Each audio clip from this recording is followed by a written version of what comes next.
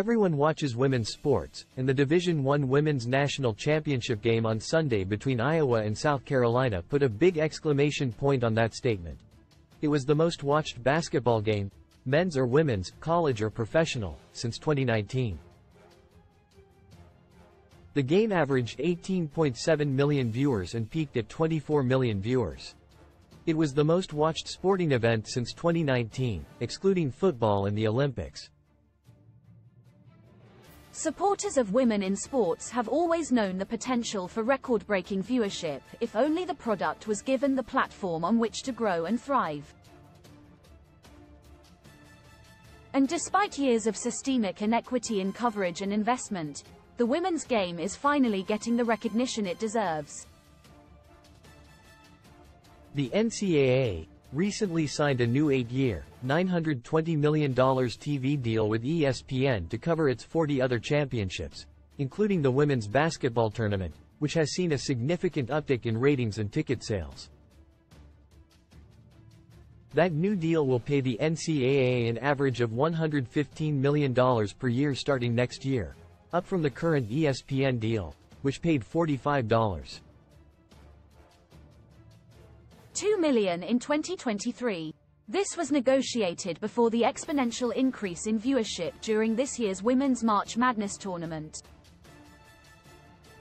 The new media rights deal values Women's March Madness at $65 million annually, more than half of the $115 million yearly total ESPN will be paying.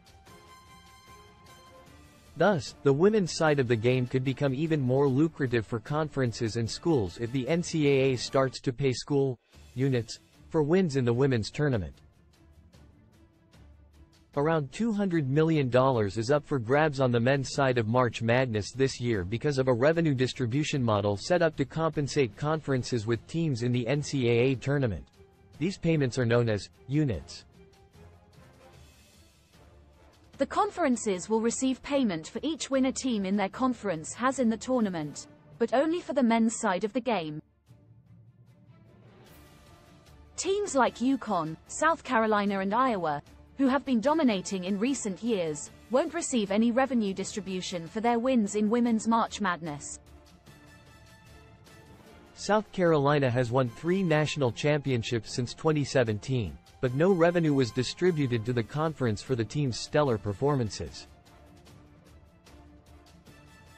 There are 132 units available this March Madness for the men's side of the game in 2024, each valued at approximately $2 million.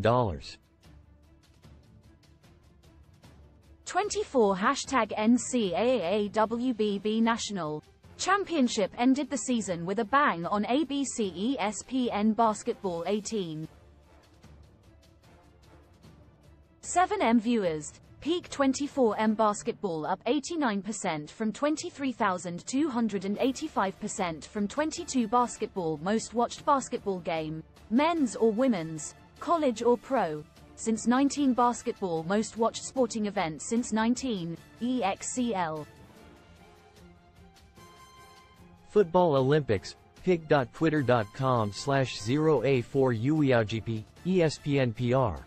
At ESPN PR, April 8, 2024 however, with the new media rights deal, record-breaking viewership and elevated interest in the women's side of the game, conferences could begin to see units distributed to them as early as 2025. This will put an impetus on schools to invest in their women's basketball programs since there could be an extremely lucrative payout for them at the end of postseason play. More women's basketball. Caitlin Clark is not concerned with outside opinions of her Twitter reacts to Dawn Staley's undefeated season. International players can't fully monetize NIL during March Madness.